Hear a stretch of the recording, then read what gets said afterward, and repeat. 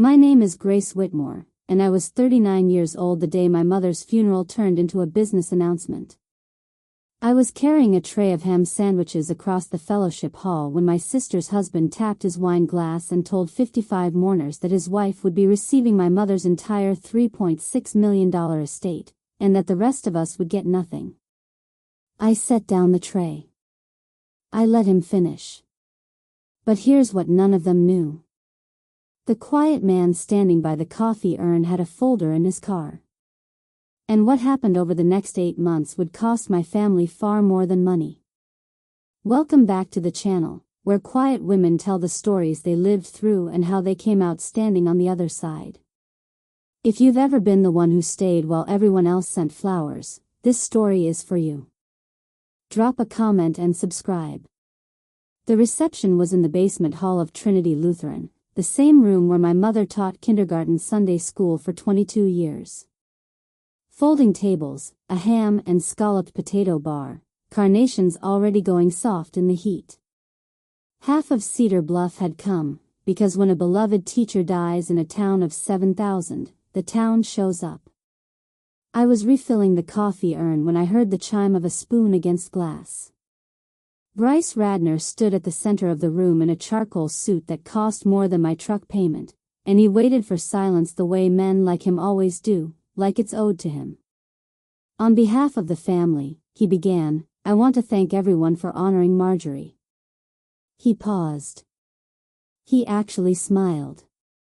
And since there's been some confusion floating around, I think it's kindest to clear the air now so nobody embarrasses themselves later. Marjorie's estate, the farm, the rental property, the accounts, all of it, roughly $3.6 million, passes to my wife, Denise. She was the eldest. That's what Marjorie wanted. A fork stopped somewhere behind me. My Aunt Vivian's hand went to her collarbone. Bryce looked around the room, and then he looked directly at me, standing there in my funeral dress with coffee grounds on my sleeve, and delivered the sentence he must have rehearsed in a hotel mirror. The rest of you get nothing. I didn't move. I've stood in rooms where people got the worst news of their lives, and I've learned the body goes still before it decides anything. So I stood still and let him finish every word of it. At the back of the hall by the dessert table, an older man in a brown corduroy blazer set down his coffee cup and cleared his throat. Milton Cusack had been my mother's attorney for 26 years and her friend for longer. He was the kind of man who wore the same blazer to every funeral in this county because it made people feel like nothing had changed yet. He didn't raise his voice. He didn't need to. Bryce, he said, I'm going to stop you right there, as a courtesy. The room turned. The will you're describing is the old one. Marjorie signed a new will 2.5 years ago in my office, properly witnessed. Nobody announces estates at funerals, son. That's not how any of this works. Every beneficiary receives formal notice by mail once the will is filed with probate court. You could hear the furnace kick on. Bryce's smile stayed fixed on his face but stopped functioning, like a sign left lit in a closed storefront. That's not possible, he said, Marjorie would have told us. Milton picked his coffee back up. She told the people she needed to tell. The new will names an executor, and it isn't Denise. It's Grace. 55 heads turned at once, and I felt every one of them land on me. My sister was standing near the coat rack, and I watched her look at her husband, really look at him, the way you look at a stranger who's taken your seat on a train.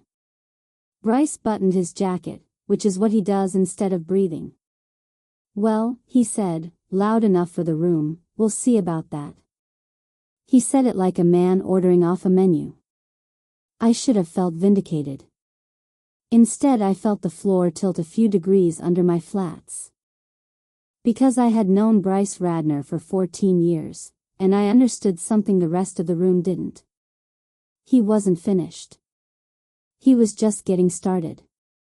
To make sense of what came next, you need to know what my mother actually had, because Bryce only ever said the number, never the story underneath it. My father, Dale, farmed 110 acres north of Cedar Bluff and drove a propane delivery route in the winters. He died 12 years ago, a stroke in the machine shed, and left behind a modest life insurance policy he'd been paying into since 1983, plus the land. Mom leased the acreage to Hollis Vance next door and never touched the principal. She was a kindergarten teacher who rinsed out sandwich bags to reuse them. Over the years, the farmland alone climbed to about $1.1 million. A small rental duplex downtown that Dad had bought with his brother in the 70s came in around $310,000. The investment accounts Milton helped her manage grew to just over $2 million. Add the house on Alder Street and the cash accounts, and it totaled that number Bryce loved saying out loud. $3.6 million, assembled by two people who clipped coupons out of the Sunday paper. There had been an older will. That part was true. Back then, Denise was the settled one, married, mortgage, 2 kids, a husband who called himself a financial consultant and talked about interest rates at Thanksgiving like it was weather. I was 26, single, doing home health social work contracts across 3 counties, and Mom, being practical, had left the bulk to Denise to hold for the family.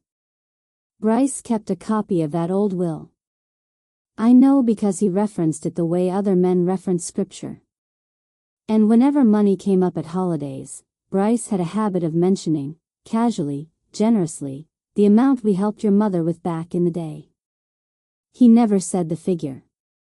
He never said the year. I used to wonder about that, the way you wonder about a locked door in a house you thought you knew completely. Mom was diagnosed with Parkinson's 7 years ago, on a Wednesday, in a paper gown that embarrassed her more than the diagnosis did. I'm a medical social worker specializing in geriatric care coordination. I've spent my whole career helping strangers' families navigate exactly this kind of long goodbye. I know what it looks like from the outside. From the inside, it looks like this. A medication chart taped to the refrigerator, updated in pencil because the doses kept shifting. Tea brewed at 5:45 in the morning, poured half full because a tremor makes everything spill and everything cool too fast. Grab bars I installed myself on a Saturday afternoon. Her handwriting shrinking, year over year, like a town scene from a plane climbing away from it. 4.5 years ago I gave up my apartment and moved into the house on Alder Street, into my old bedroom with the crack in the ceiling shaped like a mitten, and I learned the new math of her body. She hated pity, so we ran the whole operation on dry humor. When the tremor knocked her mug over, she'd say, "Tell the county we're irrigating." One night near the end, when the house was dark and she thought I was asleep in the recliner, she said to the ceiling, "Quiet isn't the same as gone." I didn't ask what she meant. I filed it away the way you pocket a key you find, figuring the lock will introduce itself eventually. Here's the part one want you to sit with. I never told anyone what those 7 years cost. I believe that once you itemize love, it turns into an invoice, and I refused to hand my mother a bill. I thought love kept its own records. I was about to find out what happens when it doesn't. While I was learning the new math, my sister was in Nashville, 9 hours south, living a life that photographed beautifully. Denise married Bryce 14 years ago, back when he sold commercial insurance and called himself in finance.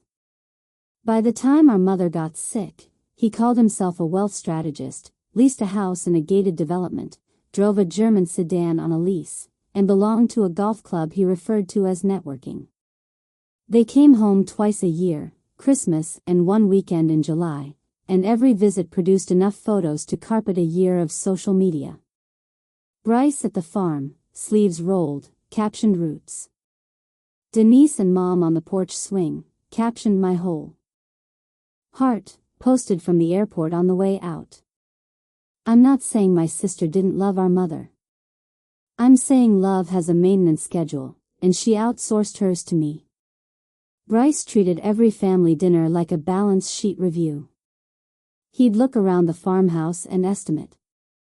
You could watch him do it, eyes moving over the crown molding, the barn, the acreage line, filing numbers.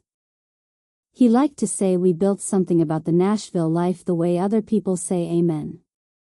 And always, somewhere between the pie and the coffee, that line of his, after everything we helped your mother with back in the day. One Christmas I finally asked Mom about it while we dried dishes. What exactly did they help you with? She wrung the towel once, set it down, and said, "That's not the story he thinks it is." Then Jeopardy came on and she turned up the volume, which in our family is a legal ruling.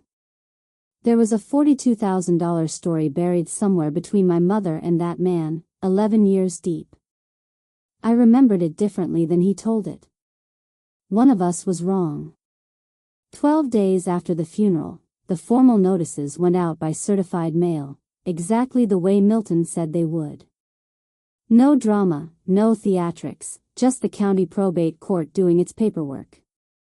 I got my copy on a Friday and read it at the kitchen table with Mom's medication chart still taped to the refrigerator, because I hadn't been able to take it down yet. The will was dated 2.5 years back, signed in Milton's office with 2 witnesses. It named me executor. It left me the house on Alder Street, the 110 acres, the rental duplex, and the accounts. It left Denise our mother's jewelry and a $180,000 education trust for Josie and Reed, her kids, 17 and 14, with a letter of explanation held at Milton's office. I sat with that page a long time. Executor. Some people hear a prize in that word. Caregivers hear a shift assignment, because that's what it actually is, a fiduciary duty, a legal obligation to carry out someone's wishes exactly, whether or not your relatives scream at you. My mother hadn't left me money. She'd left me a post to hold. That night my phone rang, Nashville area code, and I braced for the version of Bryce from the church hall, the wine-glass voice. Instead I got something worse. Warmth. "Grace, hey, listen," emotions were high at the service, I own that. A pause, engineered. "Family's what matters here. Denise and I think the adults should sit down, just us, before lawyers turn this into a circus." He suggested Saturday, his hotel, like it was a favor. I said I'd come and hung up, and stood in my mother's kitchen with my hands flat on the counter. Bryce shouting had never scared me. Bryce gentle did. The Cedar Bluff Lodge has a conference room it rents to traveling salesmen, and Bryce had rented it, which told me everything about how he saw the meeting. Water glasses, a legal pad he never once wrote on. Denise sat beside him in a navy cardigan, twisting her wedding ring, and hugged me at the door a half-second too long, the way you hold something you're about to set down. Bryce opened like a seminar. Nobody wants a fight. Wills get stale. Marjorie was sick. We all know she'd want her girls treated equally. So here's what we're proposing. We split it clean, 50-50, sign a family settlement, done in a month, civil, private. He spread his hands. Or we do this the expensive way. I looked at my sister, not him. When I answered, "It isn't mine to split, Denise. I'm the executor. I have a legal duty to carry out Mom's will as written. And beyond that, this is the last thing she ever asked of anyone. The will says what she wanted. I've read it. I think you should read it too, along with the letter she left you." Denise's eyes came up at letter, and for 1 second I saw my actual sister in there, the one who taught me to swim at the quarry. Then Bryce clicked his pen once, like a safety coming off. "So that's a no." "It's a no," I said. He nodded almost pleasantly and gathered the legal pad he'd never touched. 9 days later, a certified envelope arrived from a law firm in Milwaukee. Denise R. Radner, contestant, versus the estate of Marjorie Whitmore. They were challenging the will. Grounds, undue influence. And the person they claimed had done the influencing, named on every page, was me. Before I tell you what was in that complaint, let me ask you something. One woman to another. If you've ever been the one who stayed, the one who knew the pharmacy hours by heart while everyone else knew flight departure times, you already know where this is going.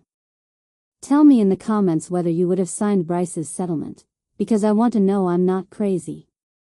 And if you're new here, subscribe, because what that man did next still keeps me up some nights. Now, the complaint.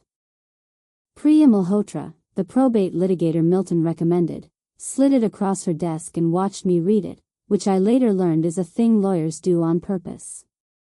15 pages, and it described my life.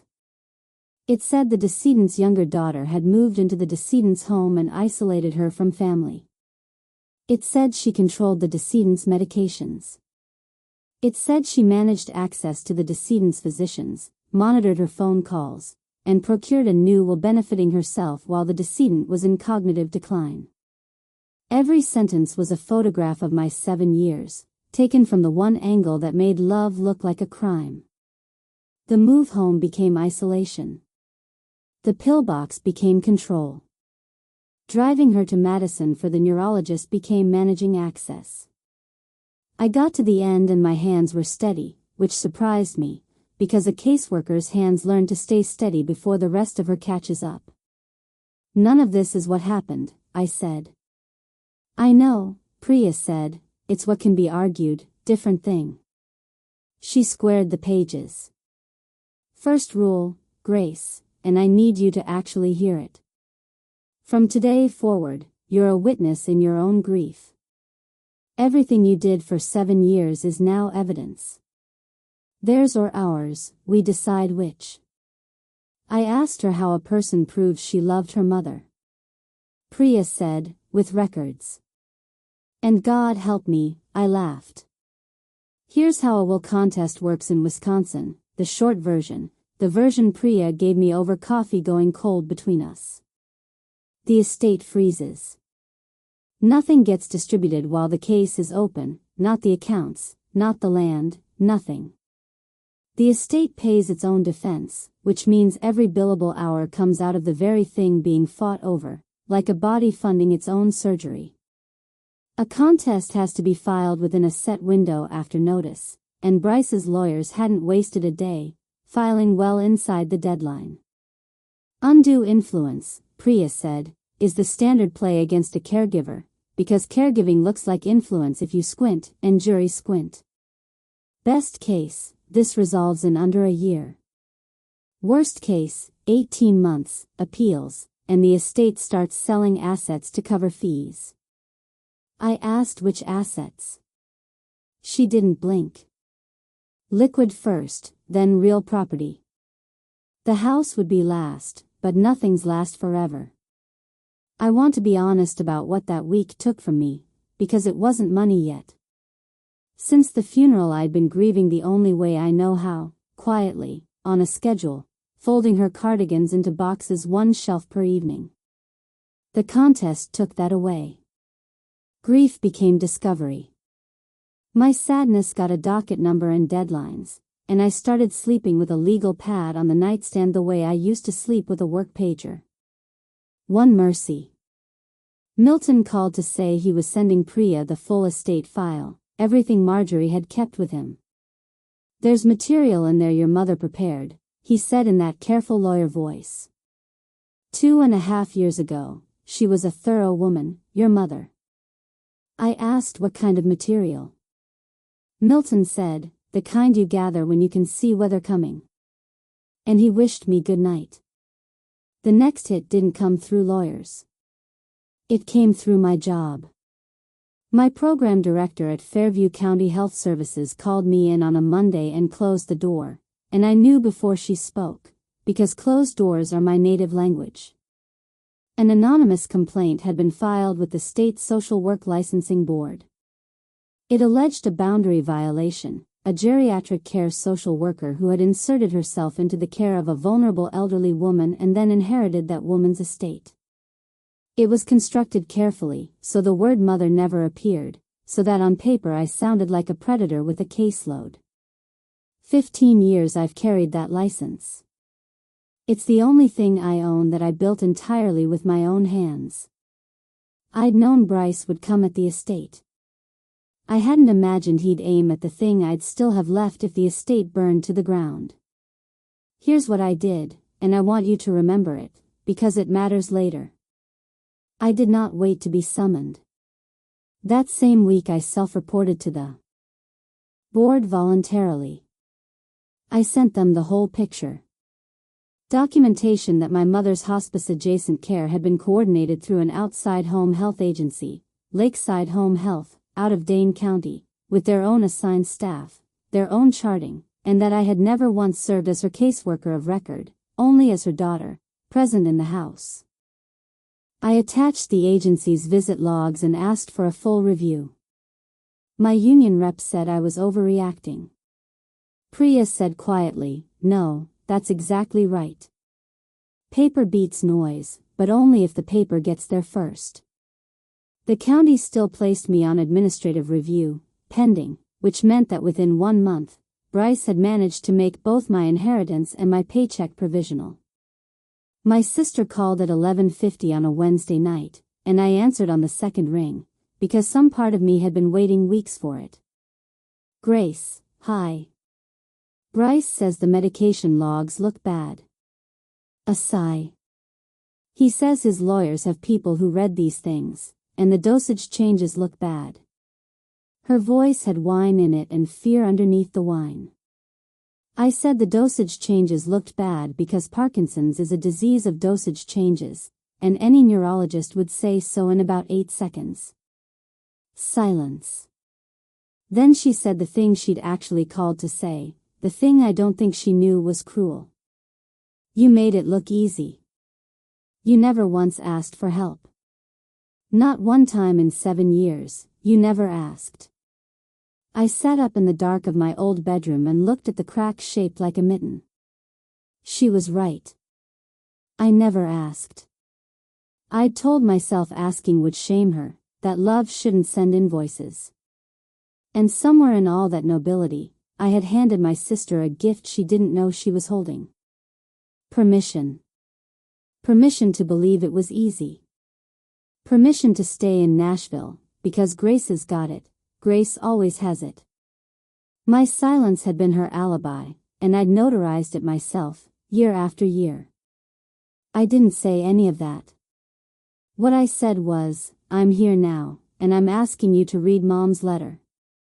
And my sister, who once biked 4 miles in a thunderstorm because I'd broken my wrist at the quarry, said, "Bryce needs this sigh."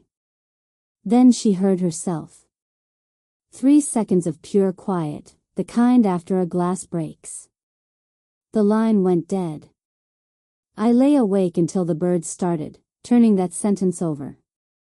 Needs, not wants. Needs. Discovery is the legal word for turning a person's life upside down and shaking it over a table. Their firm subpoenaed 7 years of my bank statements, 7 years of Mom's, every pharmacy receipt, every mileage log, my work schedules, the hardware store card I'd used for the grab bars.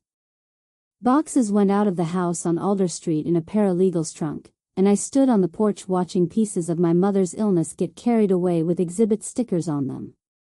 There is a specific violence in seeing a shampoo receipt marked Exhibit 38, the lavender kind, because it didn't sting her eyes.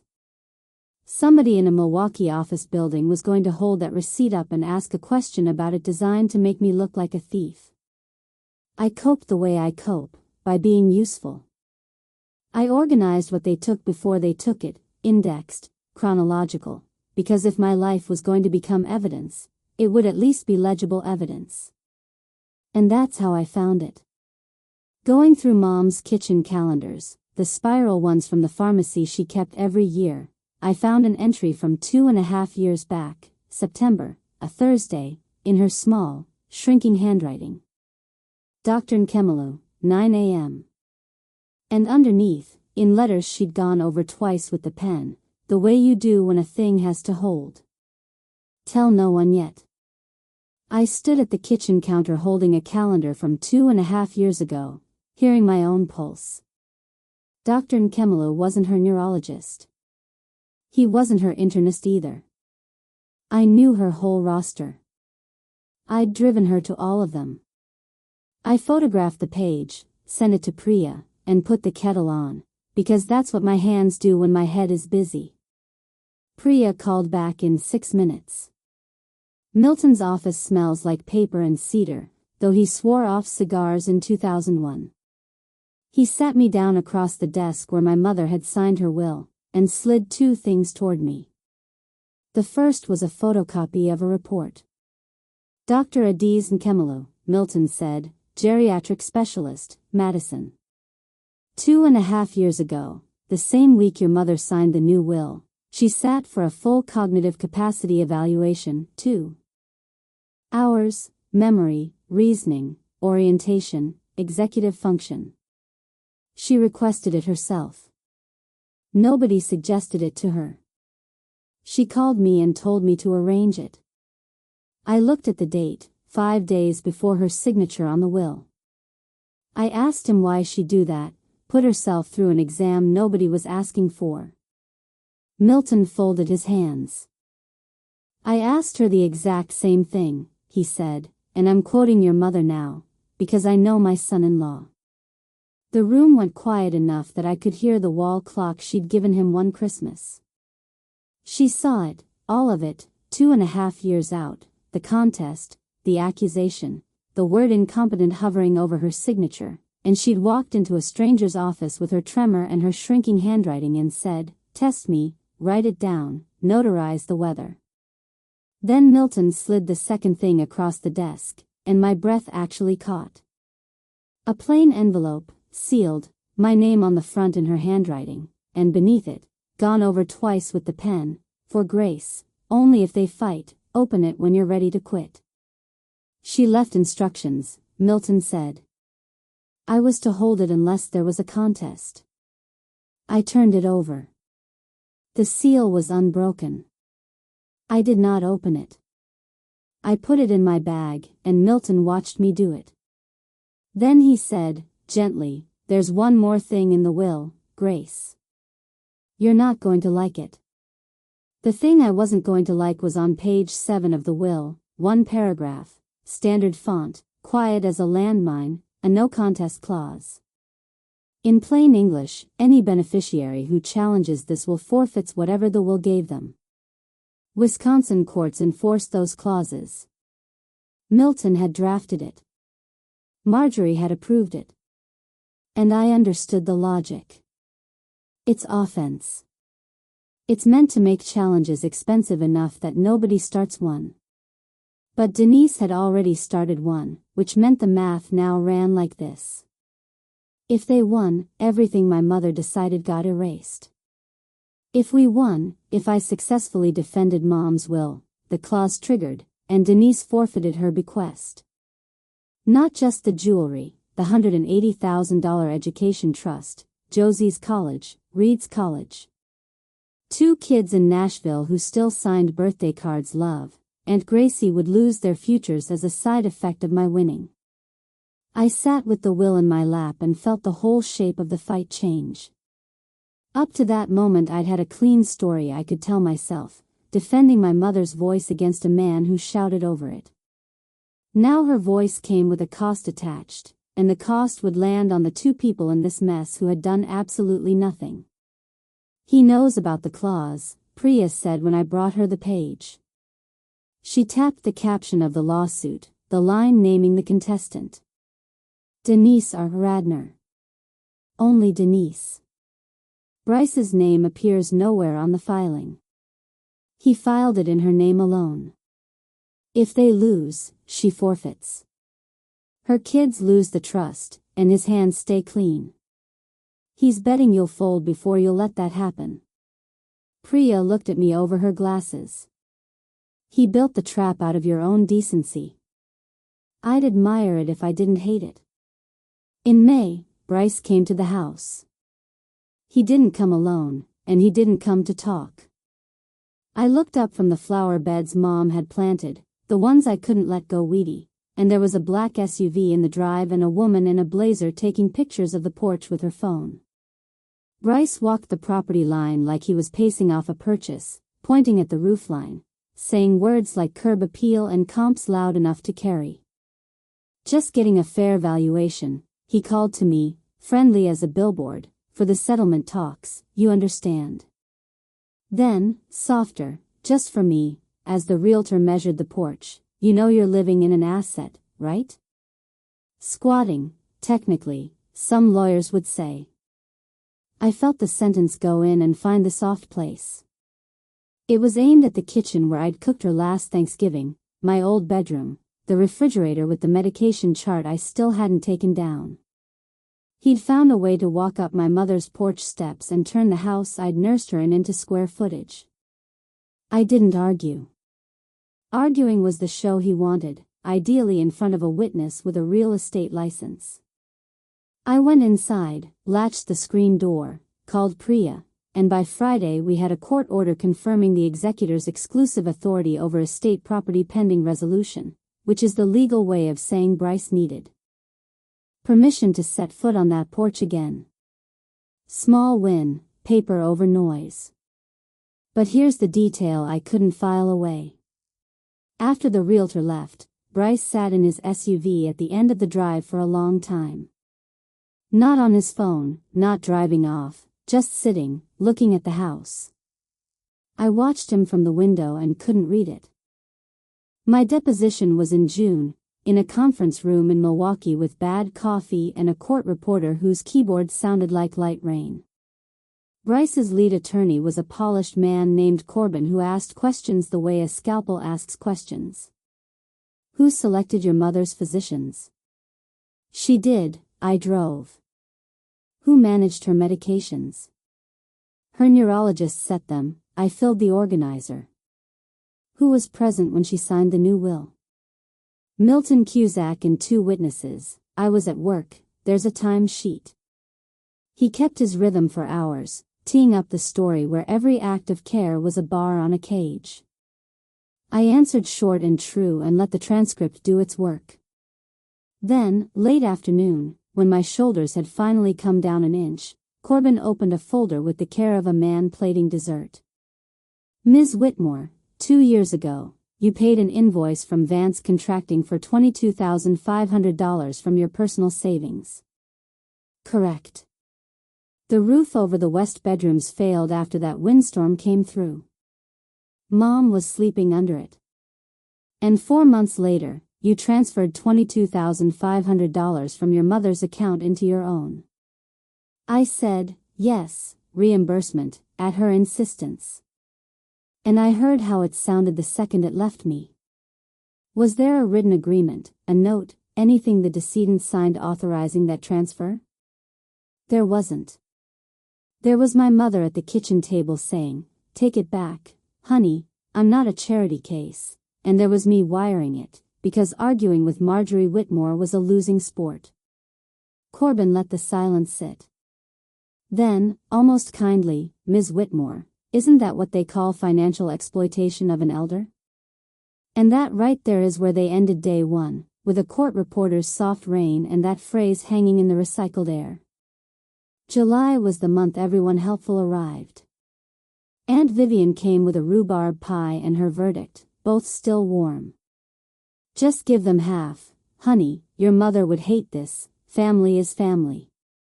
I told her Mom's will was the one voice in this fight that couldn't get louder, and somebody had to hold it steady. Vivian patted my hand and left the pie and her disappointment. Her Sunday calls stopped after that. The licensing board was still reviewing, no timeline available. The estate's legal fees crossed $55,000 and kept walking. Priya was honest the way I'd ordered her to be. We're positioned to win, but if this drags 18 months, if there's an appeal, the estate starts selling. Land first, maybe, or the rental duplex. Eventually you could win the case and lose the farm paying for the victory. And on the last Tuesday of July, a courier brought the new offer. 55, 45, our favor, sign in 10 days, everybody walks. Bryce's cover letter used the phrase last offer before this gets ugly, which was funny in the way emergency room humor is funny. That night I sat at the kitchen table with the settlement on one side and the salt shaker on the other and the pen out of my bag, uncapped. Here's the truth, and I've promised you the truth. I wanted to sign. Not for the money, for the exits. Signing meant Josie and Reed kept their trust. My license stopped being a chew toy. The house stopped being a meter running. All I had to do was let a man who tapped a wine glass at my mother's funeral rewrite her last wishes at a 15% discount. In the drawer to my left, under the placemats, was a sealed envelope for Grace. Only if they fight. Open it when you're ready to quit. My hand was on the drawer pull when the phone rang, and I asked Priya for one night. She gave me one night. Quick pause from me to you, because this is the part of the story where everyone had an opinion about my life. Everyone kept saying keep the peace, and nobody, not one person, asked who'd been paying for that piece in installments for 7 years. If that arithmetic sounds familiar, if you've been your family's designated shock absorber, tell me about it in the comments. I read them, and stay with me, because the envelope in that drawer is not what I thought it was. That night I didn't sign, and I also didn't open the envelope. I stood in the kitchen holding it and couldn't, because her handwriting said when you're ready to quit, and opening it felt like signing a different kind of surrender, one addressed to her. So I put it back under the placemats, got in the truck, and drove out to Cedar Bluff Cemetery in the blue hour before sunrise, the hour her tea used to go on. I sat on the wet grass by the headstone with my travel mug and gave her the report out loud, the way I used to give her the gossip from my day, the lawsuit, the license, the 5545, the pie-based diplomacy of her sister. Somewhere in the middle of it, I heard myself say her own words back to her. Quiet isn't the same as gone. And sitting there, I finally heard the sentence from the other side. All those years I'd thought it was about her, a sick woman promising she was still in there. It was also about me. A quiet daughter is not a gone daughter. I had been quiet so long that everyone, Bryce, Denise, Vivian, the whole town, had priced my silence at 0. That was their error. It had briefly become mine. I drove back to Alder Street, didn't sign anything, and told Priya one more day. At 8:50 the next morning, she called anyway. Grace, tell me about that $42,000, because Discovery is a two-way street, and Priya drives it like a delivery route. While Corbin was subpoenaing my shampoo receipts, Priya had gone through 11 years of financial records around the estate, the bank statements, plus the meticulous files Marjorie kept at Milton's office. Standard diligence, she said, you follow every dollar that ever crossed the decedent's accounts. And there it was, 11 years back, the famous $42,000, the money Bryce had spent a decade referencing at holiday tables, the amount we helped your mother with. Except the wire went the wrong direction. It left my mother's account, a kindergarten teacher's account, and landed in Bryce and Denise's, earmarked in Mom's own checkbook register in her pretty, pre-tremor handwriting. Loan, D&B, car dealership down payment. The year Bryce left the insurance job to chase a franchise dealership deal that fell through within a year, my mother had staked him. No repayment, not one entry, ever. He'd taken her money, failed to return it, then spent 11 years telling the story backward until the whole family, including me, half believed my mother owed them. Priya laid the pages side by side like a dealer showing a hand. And it gets better or worse depending on your seat. 2 business loans in Nashville, delinquent. The lease on the German sedan, 2 payments behind. A financial practice hemorrhaging clients. The man announcing a $3.6 million inheritance at a funeral, Priya said, was a man drowning in front of 55 people in a very good suit. I thought about Bryce in the SUV at the end of the drive, engine off, just looking at the house. I'd wanted it to be greed. Greed is simple. This was a man who'd told the success story so long it had become load-bearing, and the story was coming down on top of him. I felt one drop of something for him. One. And I want that on the record. Then Priya asked the question that mattered. Do we lead with this at trial? And I said, not yet. First I use it my way. Bryce's way was an audience, a wine glass, a room he could work. So my way was the opposite of that. I asked Denise to meet me alone, no lawyers, no husbands, at the diner out on Route 12 where Mom used to take us after dentist appointments. She came, which told me something. She looked thinner and ordered coffee she didn't drink. I put the bank records on the laminate table between us, turned so she could read them, and kept my voice in the register I use for families in a hospital hallway. 11 years ago, Mom loaned you and Bryce $42,000 for the dealership deal, her register, the wire confirmation. It was never repaid, and he spent 11 years telling everyone it went the other direction. I watched my sister read. I watched her check the dates twice, watched her thumb stop on Mom's handwriting, loan, D and B. And I watched something structural give way behind her face. He told me your mother offered, she said quietly. He told me a lot of things. I didn't press. I slid one more page across, Priya's summary of the delinquencies. Then I said the only thing I'd actually come to say. Withdraw the contest, Denise. Do it this week, before the clause is in play. You keep the trust. Josie and Reed keep college. And I will never mention any of this, not in court, not at Christmas, not ever. That's the whole deal. It's not a trap. It's the exit. Her hand was shaking when she set the page down, our mother's tremor 30 years early.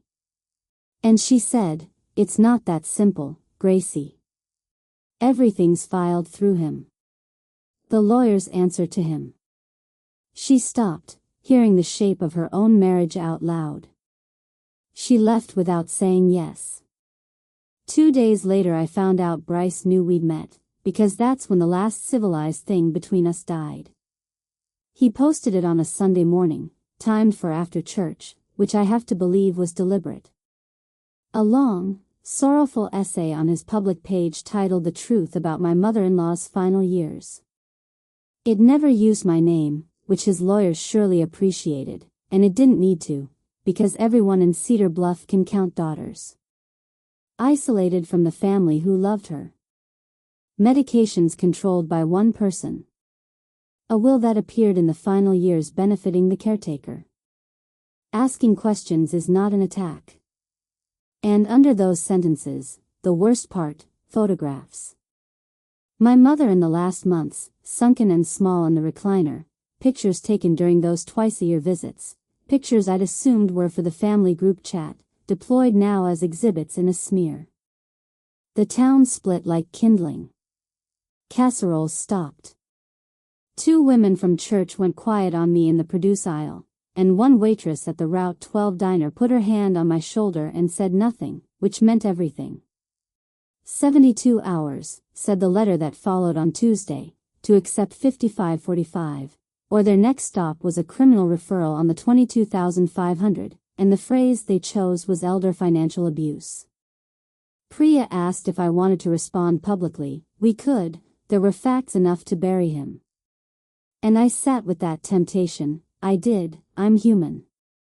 I typed a paragraph in my notes app and it felt like drinking seawater.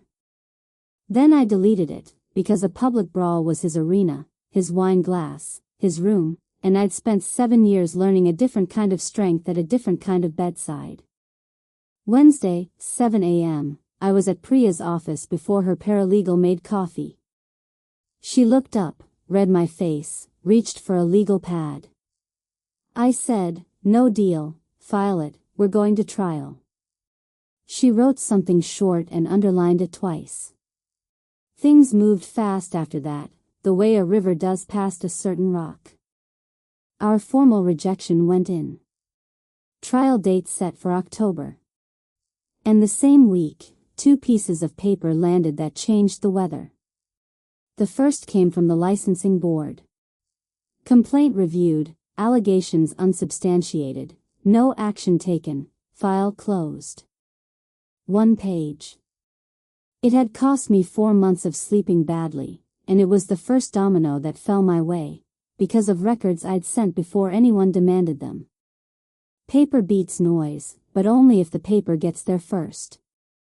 The county lifted the review, and my director apologized in the break room with coffee she'd paid for herself. The second piece of paper was already in my kitchen drawer. The night before trial, I took the envelope out from under the placemats and sat in her chair at the table, and I finally understood the instruction. Open it when you're ready to quit. It was never a consolation prize for surrender. She knew me. She knew the exact night I'd be sitting in her chair, the night before I had to stand up in public and be looked at, which she knew I'd rather die than do. And she knew that was the night I'd want to quit. I broke the seal. 1 page. The shrinking handwriting gone over twice where it mattered. She'd seen everything. The tea at 5:45. The nights I sat in the hallway outside her door listening to her breathe. All of it catalogued in the ledger she kept where nobody could subpoena it. And near the bottom, the sentence she'd gone over twice with the pen. Let them look at you, Grace. Being seen isn't a betrayal of the care. It's the last part of it. I read it maybe 30 times. I slept 4 hours, better than I had in months. At 6:15 the phone lit up. Denise. Can we talk before court? I got to the Fairview County Courthouse 40 minutes early, and she was already on the steps, my sister alone. In a coat too warm for October, holding her purse with both hands like a railing. I walked up and stood beside her, and for a second we were just 2 women outside a building where a mother's name was on a docket. Gracie, she started, and her voice had none of Bryce's polish in it. It was the quarry voice, the bike in the storm voice. I read the letter. Milton gave me my copy months ago, and I finally, last night, I read it. And I need to tell you something before we go in there. Then the glass doors caught the light, and Bryce came up the steps with Corbin and an associate, 3 suits moving like a weather front, and I watched my sister's spine do a thing I will remember the rest of my life. She stopped. She took 1 small step back and to the side, out of the space between Bryce and me, and folded back behind her husband, eyes down. Whatever sentence she'd carried up those steps died right there on the granite. Bryce paused next to me, adjusted his cuff, and leaned in close enough that only I could hear it, his voice pleasant, funeral reception pleasant. Enjoy today. You'll still walk out of there with nothing. 7 years ago, that sentence would have found the soft place. But I'd spent the night with a different sentence in better handwriting. I looked at him, level, the way you look at a monitor, not a storm. Then you have nothing to worry about. We went inside in single file. Family in name, litigants in fact. Priya met me at the courtroom door and whispered the day's architecture. Nkemalu testifies first, records after lunch, then, only if you choose it, you take the stand. Nobody can make you, Grace. Remember that. Nobody can make you. The bailiff opened the doors. The courtroom was older than everyone in it, oak the color of strong tea, a ceiling fan that ticked on every 3rd rotation. Aunt Vivian sat in the gallery, and Hollis Vance in his good flannel, and half the church distributed across both sides of the aisle like a wedding nobody wanted. Corbin opened with the story his paper had promised, a vulnerable widow, a daughter who moved in and closed the doors one by one, doctors chosen, pills counted, calls screened, and then, conveniently, a brand new will. He was good. He never raised his voice. He just built the cage bar by bar and invited the jury to notice me sitting inside it. Then, after lunch, Priya called Dr. Adiz Nkemelu, and the air in the room changed pressure. She testified in the mild, unhurried voice of a woman who's explained hard things to families for 20+ years. Yes, she had evaluated Marjorie Whitmore 2.5 years ago, at her own request. A full geriatric cognitive assessment, 2 hours, orientation perfect, memory above her age norm, executive function intact, reasoning, and here she glanced at her file. She wanted the quote exact, intact, and notably firm. She scored where you'd hope a healthy woman a decade younger would score. And when Priya asked why an ailing widow would seek out such an evaluation uninvited, Dr. Nkemelu said Mrs. Whitmore had been direct about her reasons, and the court had her intake form, her own words, taken down verbatim by the nurse. Because I know my son-in-law. Someone in the gallery exhaled audibly. The ceiling fan ticked. Corbin objected to the reading and was overruled, and I watched 2 jurors write something down at the same time. Bryce stared straight ahead, jaw working, a man listening to his mother-in-law testify from a filing cabinet. Day 2 was the money, and Corbin came for the $22,500 with the confidence of a man holding his best card. He put the wire transfer on the projector, my mother's account to mine, and said the phrase again, financial exploitation, letting each syllable cool on the jury rail. Priya took it apart with carpentry, not fireworks. First, the invoice from Vance Contracting, 22.5, dated 4 days after the windstorm, West bedrooms, emergency tarp, then full replacement. Then Hollis Vance himself, filling the witness box like a hay bale in a phone booth, confirming he'd been paid by my check, my personal account, because the estimate came due while Mom's accounts were mid-transition to bill pay. And Marjorie, he added unprompted, had stood on that porch and told him her daughter would be reimbursing herself the minute the paperwork settled, and if he heard otherwise, he should call her. Marjorie ran a tight ship, Hollis said. And 2 jurors smiled, because everyone in that county had been run by Marjorie Whitmore at some point, in a classroom or a church kitchen. Last, Priya entered my file with the licensing board, the one I'd opened myself voluntarily before any demand, complete with the Home Health Agency's logs showing I was never her caseworker of record. Is that, Priya asked the room generally, the behavior of someone hiding money, or of someone who documents everything because she spent 15 years being audited on sicker days than this one? Judge Halloran tapped his pen twice, which I'd learned by then was his tell for interested. By the afternoon recess, the exploitation card looked less like a card and more like a receipt with a story attached, which is when Corbin's associate touched Priya's elbow in the hallway. One final offer, he said, tonight. We took the meeting in a borrowed conference room at 6, paper cups, nobody sitting. The offer was simple, and it was smart, and I want you to understand exactly how smart. They would withdraw the contest entirely tonight, signed before the courthouse opened. In exchange, the estate conveys the rental duplex downtown, appraised around $310,000. Everything else stays per the will. And because the contest would be withdrawn rather than defeated, the no contest clause would never trigger. Josie and Reed keep the $180,000 trust. My license stays boring. The town gets no verdict to gossip over. I would never have to take the stand, never have to sit in a box in front of half of Cedar Bluff and itemize 7 years of my mother's decline out loud. All of it could be over by 9 the next morning, for the price of one duplex and the small print nobody would read, that Bryce Radner walks away whole, story intact, having turned a funeral announcement into $310,000 of real estate through 8 months of siege. Priya gave it to me straight, because I pay her for straight. We're winning. Nkemelu landed. Vance landed. The board file landed. But juries are weather, Grace. I've lost sunny days before. And understand, if we win instead, the clause fires and the kids' trust is gone, and that's on the record forever. Your victory did that. She put her pen down. Legally, taking this deal is defensible. Nobody who knows this file would blame you. I stood at the window with my cup going cold, and I could feel both futures in the room with us, and one of them was quieter. And God, I have always chosen quieter.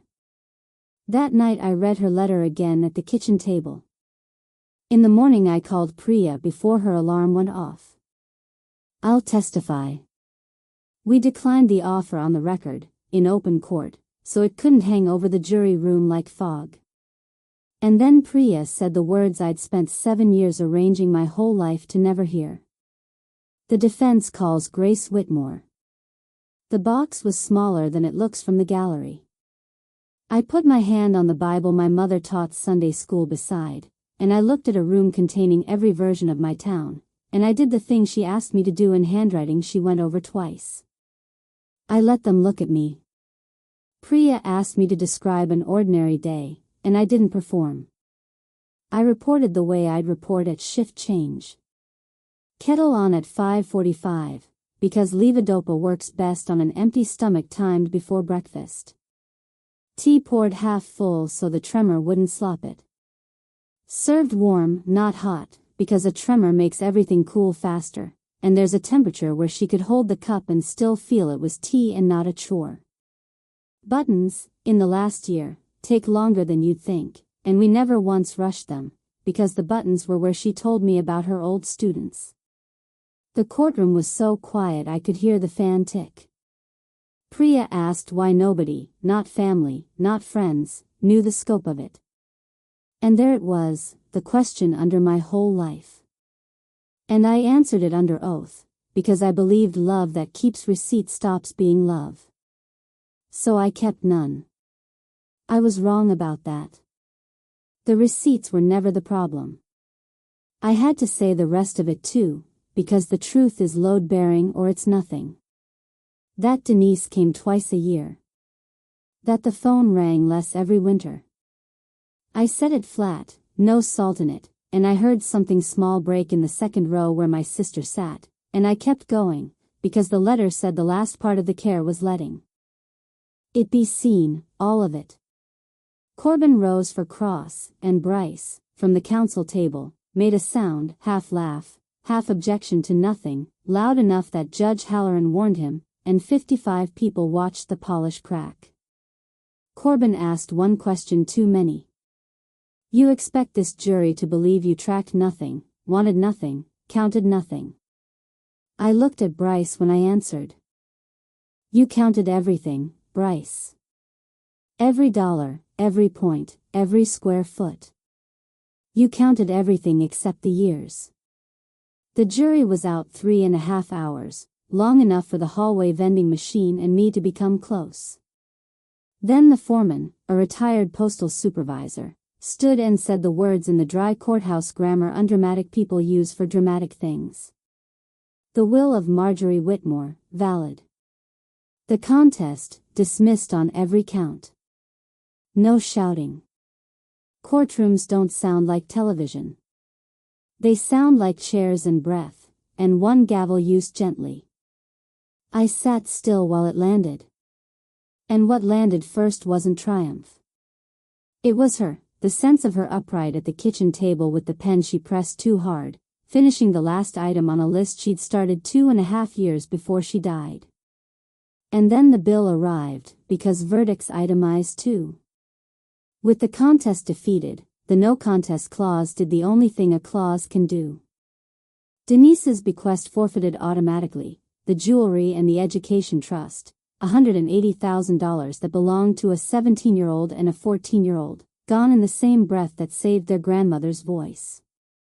I watched Corbin explain it to Denise in a whisper, watched her nod like someone absorbing a diagnosis.